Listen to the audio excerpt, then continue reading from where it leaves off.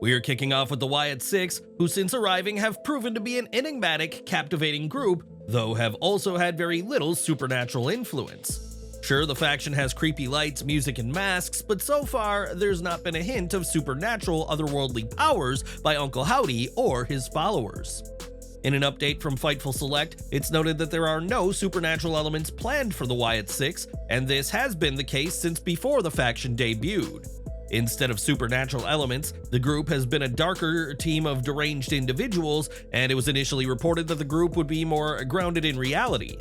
Next week, Uncle Howdy will make his in-ring debut when he takes on Chad Gable, and while there may be a creepy vibe, don't expect ghosts or goblins to go after the American-made leader. During Ivy Niles' match with Maxxine Dupri on Raw, the Wyatt Six interrupted, as Nile is now part of the American-made faction that has been feuding with the Macabre group. While the faction's interest was in Nile and her allies, Dupri wanted to make sure she wouldn't be targeted, and in fan footage, can be seen bolting to the back as soon as their theme played. Dupri looked like an Olympic sprinter as she made sure she wouldn't be around when the Wyatt Six arrived, as she doesn't want to end up like those in American Made. Over to NXT as a triple threat took place to determine Ethan Page's challenger for No Mercy that pitted Wes Lee, Pete Dunne, and Joe Hendry against each other, with Page on commentary. Page interrupted pinfall attempts multiple times in the match, but as he was holding back a second ref from counting a fall in favor of Joe Hendry, Pete Dunne was laid out by Trick Williams. Williams hit the trick shot on Dunne and revived the first referee, who counted the win for Hendry, all while Page was distracted with the second official. Now Hendry has an NXT title opportunity at No Mercy, and after the match, TNA's Zachary Wentz jumped the barricade to attack Lee, seemingly cementing a previously teased match. Fans can expect those two to face at No Mercy, and are you happy to see Hendry get the title opportunity? Sound off in the comments. It was in May of last year that Randy Orton went down with a debilitating back injury, and during his hiatus from the ring, the Viper was encouraged to retire from the ring.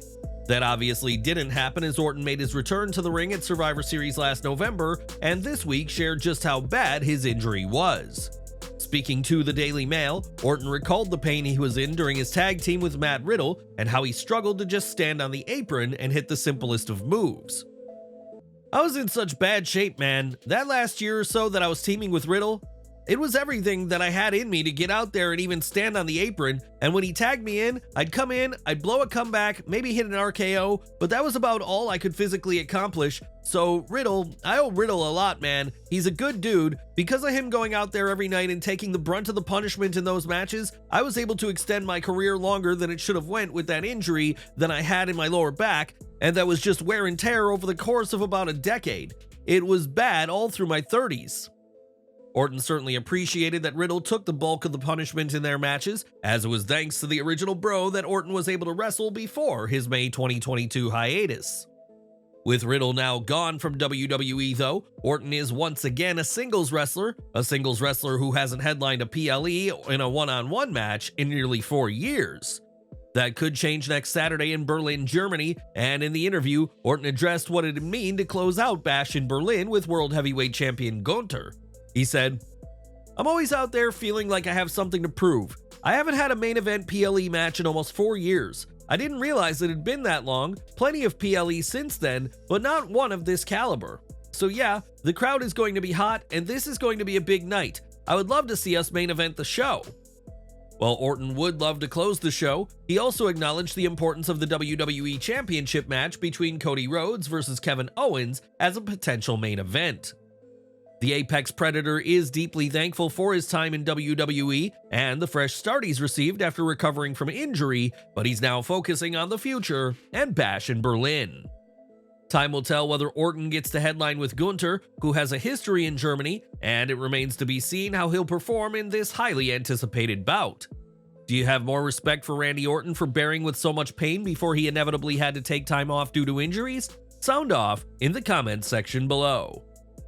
For years, Mercedes Mone was one of the top women in WWE as Sasha Banks, but now she's part of AEW and has drawn quite the comparison between the two companies. In her newsletter, Mone Mag, the TBS champion put over Allin over WWE's grand spectacle WrestleMania and compared the two shows back when WrestleMania was one night. Mone pointed out that AEW All-In has 3 women's matches, something that didn't happen when WrestleMania was one night, which the show was until its 2020 edition. Furthermore, Mercedes Mone also threw shade at WWE for cutting women's matches from the card in case the men's matches went longer than allotted time. Speaking of WrestleMania, Mone also shared that before WrestleMania 39, she was at SoFi Stadium in LA and was overwhelmed by the scale and epicness of the venue. In fact, Mone told her friend Kevin that she needed to be there for WrestleMania 39, and for a long time, Mone's plan was indeed to make a return to WWE in time for the April 2023 show. Obviously, that didn't happen, and after appearing in the crowd at All In last year, Mone officially joined AEW in March of this year at Big Business Dynamite. The CEO made some valid points about WrestleMania, at least when it was one night, but her focus now remains on AEW All In and competing inside Wembley Stadium. With a deeply personal rivalry with Britt Baker, it remains to be seen if Mone will stand tall and will continue to ride a wave of momentum as a double champion. What are your thoughts on Mercedes Mone putting AEW All In over WrestleMania during its one-night format, at least when it comes to women's matches? Let us know in the comments. More from NXT as a vignette aired featuring Fallon Henley and JC Jane reflecting on their careers before introducing the group's third member, Jasmine Nix. Henley and Jane said that they came together due to their dislike of college athletes joining NXT with no in-ring experience, while they'd worked on the indies before joining WWE. The group credited Nix as a major star in the future before solidifying their new faction as Fatal Influence and aimed to make sure everyone takes notice of the trio. Later in the night, Fatal Influence were in action during the taping for next week's NXT, which was filmed early due to people on the crew going to Germany next week for Bash in Berlin. The taped match saw Jane and Henley take on Metaphors, Jakara Jackson, and Lash Legend, 2 college athletes turned superstars, but unfortunately Henley suffered what is believed to be a broken nose. Fightful's Corey Brennan reported that Henley's nose was bleeding badly, but that she was able to finish the match, and we will provide updates on her condition as they emerge. In April of this year, Jose the Assistant was released from AEW after being with the company since 2021, and recently he found his way to WWE Smackdown. Fightful Select reports that Jose was backstage at Smackdown in Orlando alongside Andrade, and was seen arriving and leaving the show with the WWE Speed Champion. Additionally, he was spotted at a recent set of TNA tapings, so while Jose's time in AEW is over, it may not be long before we see him in another company. It was on February 15th, 2022 that Cody Rhodes shared that he and Brandi had left AEW, which was at the time the biggest departure that company had ever seen. Last year, AEW saw another massive departure in the form of CM Punk, and while Cody's exit was his choice, Punk was fired from the promotion after 2 suspensions. Since their respective exits, both men have become top names in WWE, while over in AEW, ratings and viewership figures are not what they once were. While speaking on Busted Open Radio, WWE Hall of Famer Bully Ray talked AEW's current struggles and identified these 2 exits as major factors behind ongoing issues. He said, "There is not one metric in AEW that's heading north. They're heading south. One of the biggest hits that AEW took was CM Punk leaving. I believe the 2 biggest factors in AEW right now are the departure of Cody Rhodes and the departure of CM Punk, tied in with a lot of the other issues the company is having." While Tony Khan will tell fans that things are better than ever, the metrics don't back this up, and it comes at a time when WWE is in the throes of what many have called a renaissance. But what do you make of CM Punk and Cody Rhodes' AEW exits? Would the company be better off if they were still around? Share your take on this situation in the comments. At All In, fans will see a coffin match between Darby Allin and Jack Perry in which the scapegoat will put his newly redesigned TNT Championship on the line. In a recent appearance on KNC Masterpiece, Allin talked about his upcoming bout and shared why he requested for the match to happen with such a unique stipulation. He said, "Pro wrestlers are their best when they're themselves turned up to 10, and now he's himself, which is a child. He takes everything for granted. He never shows up to work. Come on, man, the coffin match? Everybody's like, why is it a coffin match? Why so extreme? I set the guy on fire. We're gonna go to Wembley, we're gonna lock up, and we're gonna have a good old match? No, man, I've already set the guy on fire. We've had this bloody cage match. There's only one place to go from there, and that's the coffin match. That's the end-all, be-all. I don't want a whole year feud with Jack. I want it to end at Wembley." We'll have to wait and see whether Darby Allin will be able to defeat Jack Perry for the TNT Championship at AEW All-In this week and regain the title he hasn't held since February 2023. It's been far too long since Allin won a singles championship in AEW, and the company's resident daredevil is ready to risk it all once more to become a 3-time TNT champion. Do you believe the Coffin match will end up becoming the most violent match at AEW All-In this week? Share your thoughts in the comments section below.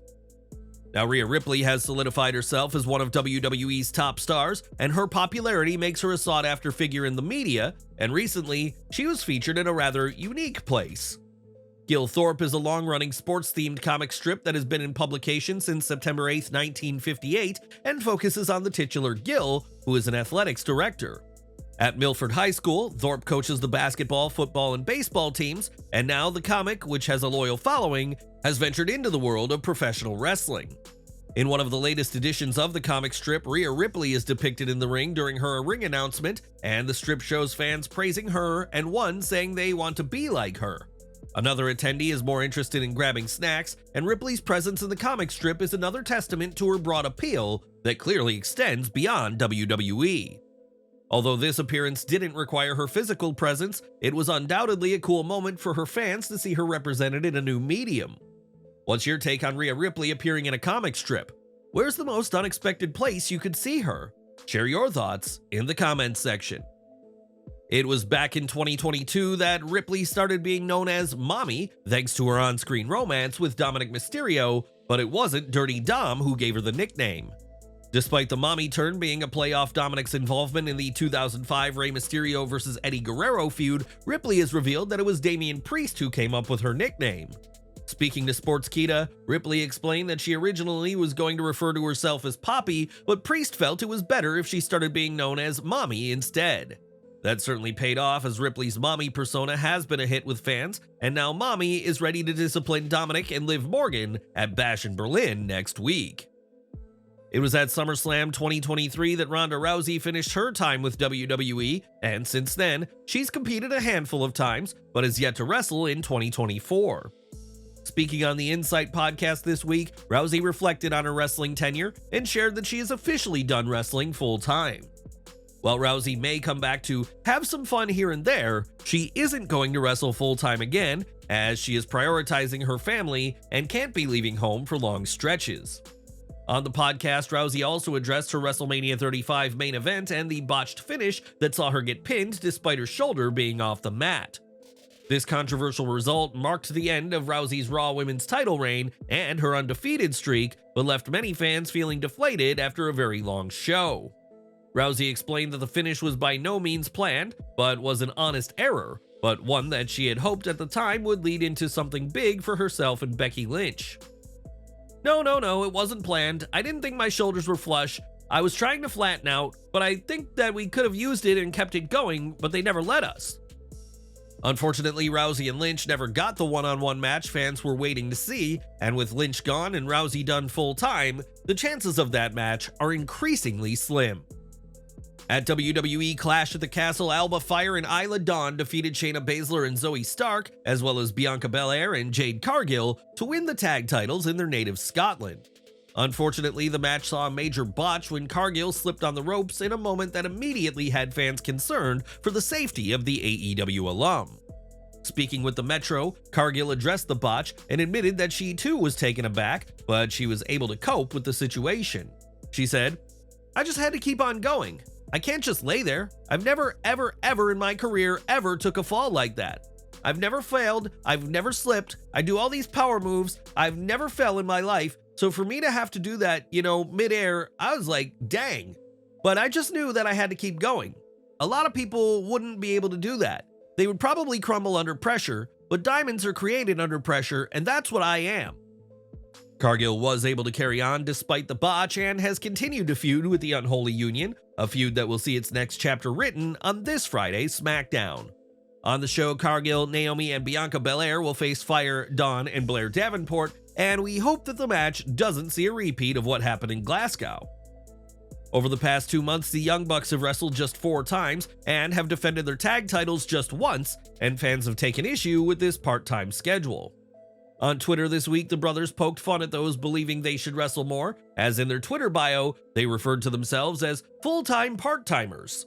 The brothers add that they could have retired after our ROH run, implying fans should be grateful for the matches they get from the Bucks, and ended by calling themselves your EVPs.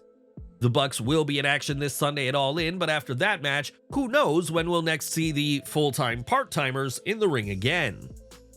Next year, AEW will host its All-In event in Arlington, Texas, marking the first AEW All-In outside the UK and the first ever US-based stadium event for the promotion. Speaking to Joey Hayden of the Dallas Morning News, Tony Khan shared a lofty goal for the show, as he's aiming to break the all-time attendance record for Globe Life Field. The current attendance record at Globe Life Field is held by country artist Morgan Wallen, who drew 43,598 fans in 2022, and there have been other massive events at the stadium.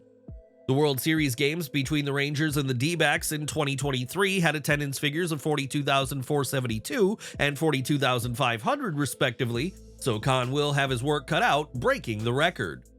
What do you think of Tony Khan's desire to set an attendance record for All In next year? Do you believe AEW will be successful in this endeavor? Let us know in the comments. Video game news now, as WWE 2K24 has proven to be a runaway success for the long-standing franchise, and fans will soon see the Premier League's AFC Bournemouth get involved. In the coming weeks, fans can look forward to AFC Bournemouth-themed content in the game as part of a high-profile collaboration between WWE 2K and the soccer team. Rob Mitchell, the commercial director for Bournemouth, was excited, saying it's a fantastic opportunity for fans and that WWE 2K and League Soccer make an unforgettable experience. Interestingly, this partnership announcement follows another recent collaboration in the Premier League, where Tony Khan's Fulham women's team will be sponsored by AEW. But what do you make of this unique crossover of WWE 2K and AFC Bournemouth? Would you be using any of the in-game content? Let us know in the comments section. Now, this year has seen WWE, NXT, and TNA wrestling collaborate, which has resulted in talent crossing over and competing for the other side. After this week's NXT, WWE taped next week's show in advance, and this is your official spoiler warning about a notable name who will be appearing on the August 27th episode. Fightful Select has confirmed that during the taping, TNA Knockout Rosemary appeared on the show and confronted NXT North American Women's Champion Kalani Jordan.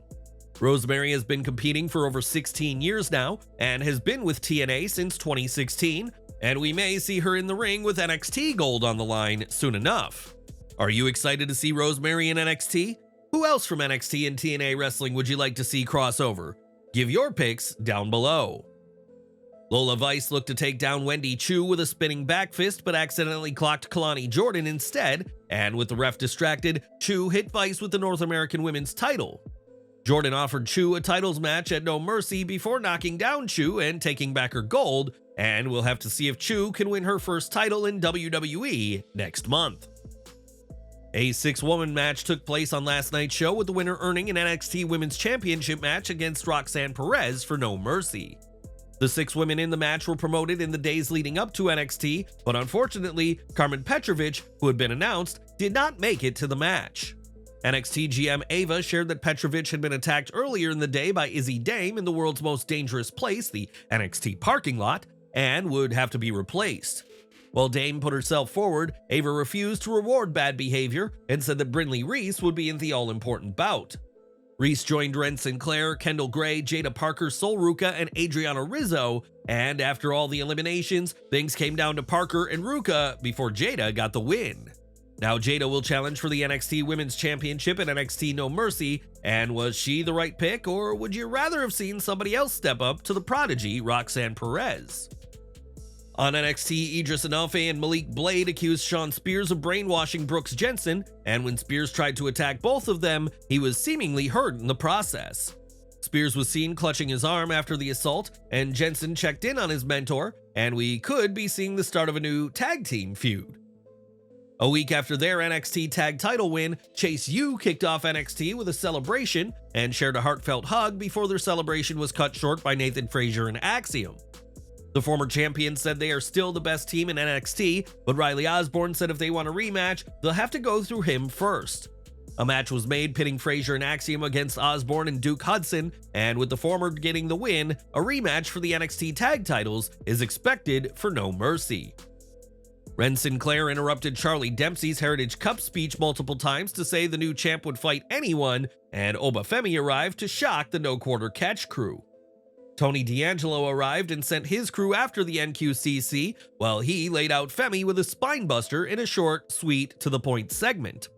After weeks of teasing, NXT has finally began pushing the biggest match possible for Femi, a battle with the Don who has credibility and size to match the Nigerian powerhouse.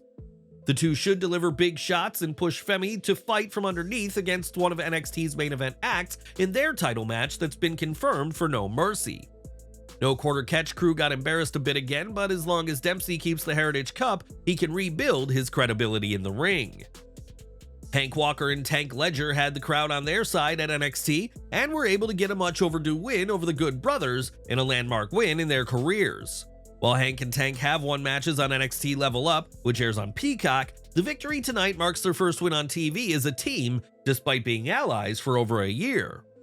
After the victory, they had a unique celebration as they lightly, albeit joyously, accosted commentator Vic Joseph, who eventually called for security to end the party. Instead, those who responded to Joseph's call were pals of Hank and Tank, who went on to join in with the celebration.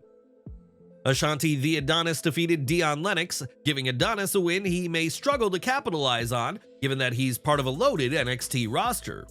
But what did you make of this week's show and the build to NXT No Mercy? Let us know below, and thanks for watching.